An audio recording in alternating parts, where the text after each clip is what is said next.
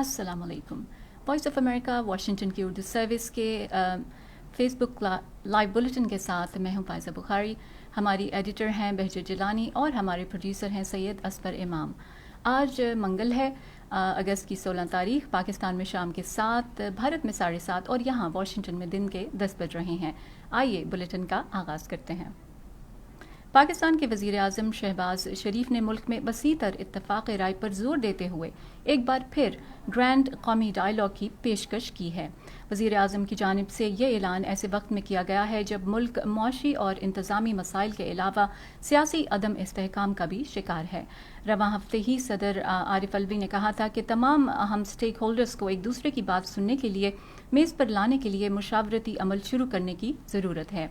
कौमी असम्बली के स्पीकर राजा परवेश अशरफ ने हफ्ते को यौम आज़ादी की मुनासिबत से कहा कि मुल्क के पायदार अहदाफ को तरजीही बुनियादों पर हासिल करने की ज़रूरत है और इसके लिए ग्रैंड नेशनल डायलॉग ही तवीलुल मुद्दती सियासी इस्तेहकाम का हल है। पाकिस्तान में हुकूमत की दूसरी बड़ी इत्तेहादी जमात पीपल्स पार्टी के सदर आसिफ जरदारी ने पेट्रोलियम मसनूआत की कीमतों में इजाफे पर तशवीश का इजहार करते हुए कहा है कि इस तरह के फैसले लेने से कौमी मुशावरत की जानी चाहिए इस तरह के फैसले लेने से कबल मुशावरत की जानी चाहिए। अपने बयान में उनका कहना था कि हम सब इस हुकूमत में अवाम को रिलीफ देने आए हैं और यही हमारी अव्वलीन तरजीह होनी चाहिए। आसिफ जरदारी का कहना था कि पीपल्स पार्टी हुकूमत के साथ है और वो जल्द वज़ीर आज़म से मुलाकात करेंगे जिसमें मौशी टीम के बारे में भी बात होगी। मंगल को प्रेस कॉन्फ्रेंस करते हुए वज़ीर ख़जाना मिफ्ताह इस्माइल का कहना था कि पेट्रोलियम की कीमतें खुदकार वज़ा करदा तरीक़ाकार के तहत तय की जाती हैं और इसमें वज़ारत ख़जाना का ज़्यादा अमल दखल नहीं होता। उन्होंने मरीम नवाज़ के पेट्रोल की कीमत में इजाफे के बयान पर तबसरे से गुरेज किया। तहम इत्तेहादी जमात की नाराज़गी पर उनका कहना था कि वो आसिफ अली जरदारी से मुलाकात करके उनके तहफ़्फ़ुज़ात दूर करने की कोशिश करेंगे। अमरीकी अखबार वॉल स्ट्रीट जर्नल की एक रिपोर्ट में दावा किया गया है कि काबुल में अलकायदा के रहनुमा ऐमन अज़्ज़वाहिरी की अमरीकी ड्रोन हमले में हलाकत के बाद बाइडन इंतज़ामिया ने अफ़गानिस्तान के $7 अरब से ज़ायद के मुंजमद असासों का इजरा रोक दिया है। तहम अमरीकी महकमा ख़ारिजा ने इन खबरों की तरदीद की है।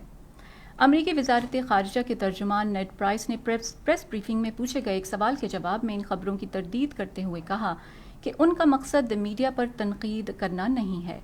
तहम फंड्स में $3.5 बिलियन के हवाले से इंतहाई गलत रिपोर्टिंग हुई है। ये ख्याल कि हमने इन फंड्स को अफ़गान अवाम के फ़ायदे के लिए इस्तेमाल न करने का फ़ैसला किया है बिल्कुल गलत है। उनका मज़ीद कहना था कि अमरीका ऐसे तरीक़ाकार पर गौर कर रहा है जो इस बात को यकीनी बनाए कि ये असासे अफ़गानिस्तान के लोगों तक मौसर तरीक़े से पहुँच सकें। अमरीका की खुसूसी एलची रीना अमीरी ने 15 अगस्त को तालिबान के अफ़गानिस्तान पर कब्ज़े का 1 साल मुकम्मल होने पर कहा कि ये बहुत से अफ़गानों के लिए एक तकलीफ़देह वक्त है, ख़ास तौर पर उन ख़वातीन और लड़कियों के लिए जिन्हें नज़रअंदाज कर दिया गया है और उन नस्ली, मजहबी और ख़तरे से दो चार गिरोहों के लिए भी तो जो तशद्दुद के साए में रहते हैं। उन्होंने ट्वीट किया कि उनकी ख्वाहिश एक ऐसे अफ़गानिस्तान की है जहाँ तमाम लोगों को तालीम हासिल करने का हक़ हासिल हो और वो अपनी हुकूमत का इंतखाब करना भी उनका बुनियादी हक़ है। आगे का रास्ता तवील और मुश्किल होगा। अमरीका इंसानी इमदाद फराहम करने वाला कलीदी मुल्क है और इंसानी हकूक़ के एहतराम, पायदार इक़्तिसादी मुस्तक़बिल और अमन के लिए अफ़गान अवाम के साथ काम करने के लिए पुरअज़्म है। तालिबान की वज़ारत तालीम के हुकाम का कहना है कि नए निसाब के लिए एक तजवीज़ तैयार की गई है और मुस्तक़बिल करीब में निसाबी कुतुब छापी जाएंगी। इस्लामिक एजुकेशन के सरबराह करामतुल्लाह अखुंज़ादा ने काबुल में सहाफ़ियों को बताया कि 37 मिलियन निसाबी कुतुब ज़ेरे तबाअत हैं और मज़ीद 18 मिलियन को भी छापा जाएगा। इसी दौरान एक प्रेस कॉन्फ्रेंस से खिताब करते हुए आला तालीम के लिए कायम मकाम वज़ीर ने बैनुल-अक़वामी बरादरी से अफ़गान तालीमी शोबे की हिमायत करने का मुतालबा किया।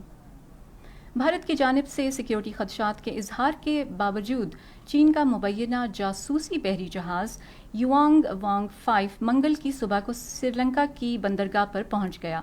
वो वहां 22 अगस्त तक रहेगा। سری لنکا میں امریکہ کے سفیر نے بھی جہاز کے وہاں پہنچنے کی خبروں پر تشویش ظاہر کی تھی۔ سری لنکا نے چین سے بحری جہاز کو روانہ کرنے کے فیصلے کو ملتوی کرنے کو کہا تھا، لیکن چین کی جانب سے سیکیورٹی خدشات کو بے بنیاد قرار دینے کے بعد ہفتے کو اس کی اجازت دے دی گئی تھی۔ چین کا کہنا ہے کہ یہ بین الاقوامی جہاز رانی تحقیق اور سروے کرنے والا جہاز ہے، لیکن ماہرین کے مطابق یہ ایک جاسوس جہاز بھی ہے۔ نئی دہلی کے ماہرین کا کہنا ہے کہ یہ جہاز 750 کلومیٹر تک نگرانی رکھ سکتا ہے، جس کا مطلب یہ ہے کہ مشرقی ساحل پر بھارت کی اسٹریٹجک سرگرمیاں اس کی نظر میں رہیں گی۔ بھارت نے گزشتہ ہفتے اس پر اپنی تشویش کا اظہار کیا تھا۔ میانمار کے لیے اقوام متحدہ کے خصوصی ایلچی نے اس عہدے پر تعیناتی کے تقریباً 10 ماہ بعد منگل کو پہلی بار ملک کا دورہ کیا۔ اقوام متحدہ کے ایک بیان میں کہا گیا ہے کہ نولین ہیزر تمام تشدد کو فوری طور پر روکنے اور انسانی ہمدردی کی بنیاد پر رسائی کے لیے کام کریں گی۔ ان کی میانمار میں آمد سے ایک روز قبل ایک عدالت نے معزول رہنما آن سان سوچی کو بدعنوانی کے 4 مقدمات میں قصوروار پایا اور انہیں 6 سال قید کی سزا سنائی، جبکہ سوچی نے ان تمام الزامات کی تردید کی ہے۔ بحیرہ اسود کی بندرگاہوں پر لگ بھگ 6 ماہ کی جنگ کے دوران یوکرین میں پھنسے اناج کو برآمد کرنے کے معاہدوں نے روس کی خوراک اور کھاد کو بھی فروغ دیا ہے۔ روس نے مطالبہ کیا اور یہ یقین دہانیاں حاصل کیں کہ اس کی زرعی مصنوعات کو پابندیوں کا سامنا نہیں ہوگا، جس سے ایک ایسی صنعت کے فروغ میں مدد ملی جو روسی معیشت کے لیے اہم تھی اور وسیع تر پابندیوں کی لپیٹ میں تھی۔ اگرچہ روس کی جانب سے یوکرین پر حملے کی وجہ سے امریکہ اور اس کے یورپی اتحادی روس کی معیشت کو نقصان پہنچانے کے لیے اس پر متعدد پابندیاں لگا رہے ہیں، تاہم روسی اور یوکرینی اناج ترقی پذیر ملکوں کے لیے اہم ہے، جہاں جنگ نے غربت اور بھوک کے حالات کو مزید بگاڑ دیا ہے۔ یورپ کے سب سے بڑے جوہری پلانٹ پر کسی سانحے کے خطرے میں دن بدن اضافہ ہو رہا ہے۔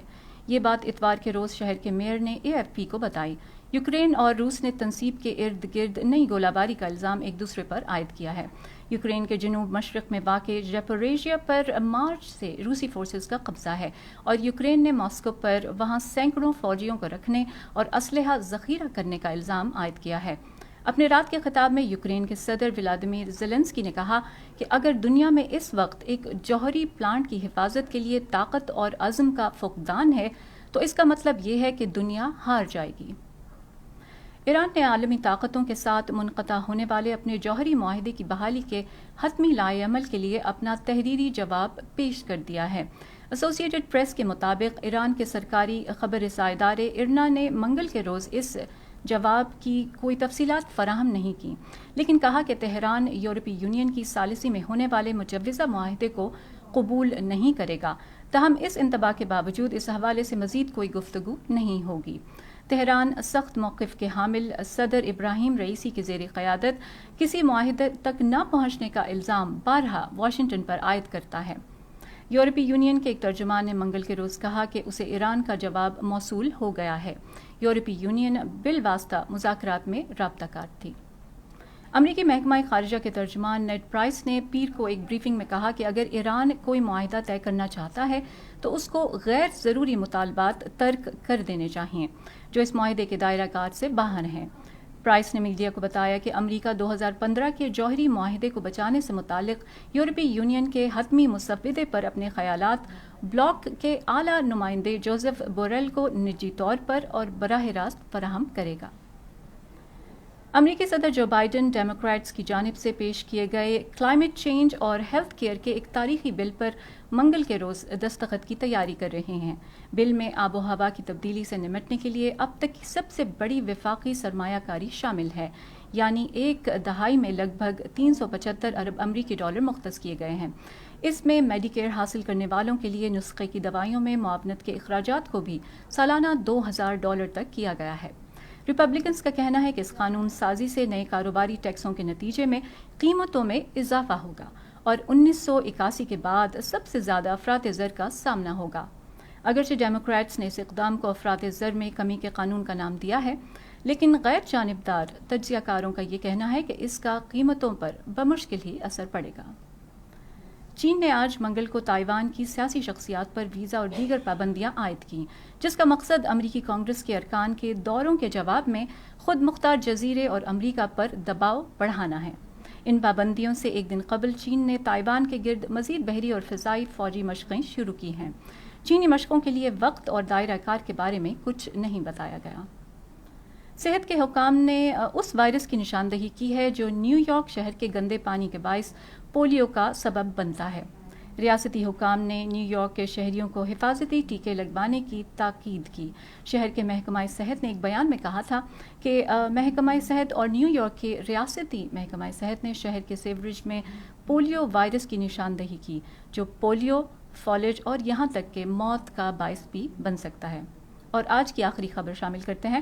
پاکستان کے صوبہ خیبر پختونخوا کے جنوبی ضلع ٹانک میں انسداد پولیو مہم میں سیکیورٹی کے فرائض سر انجام دینے والے 2 پولیس اہلکاروں کو سوموار کے روز نامعلوم عسکریت پسندوں نے گولیاں مار کر ہلاک کر دیا۔ پولیس حکام کے مطابق دونوں پولیس اہلکاروں پر نواحی علاقے اعظم کوٹ پر اس وقت نامعلوم افراد نے فائرنگ کی جب وہ پولیو رضاکاروں کے ساتھ جا رہے تھے۔ حملہ آور فرار ہونے میں کامیاب ہو گئے۔ ابھی تک کسی گروپ یا فرد نے اس واقعے کی ذمہ داری قبول نہیں کی ہے، تاہم پولیس حکام اسے دہشت گردی قرار دے رہے ہیں۔ یہ تھیں اب تک کی چند اہم خبریں وائس آف امریکہ واشنگٹن کی اردو سروس سے۔ ہمارے پروڈیوسر تھے سید اصفر امام اور ہماری ایڈیٹر بہجہ جیلانی۔ مجھے فائزہ بخاری کو اجازت دیجیے۔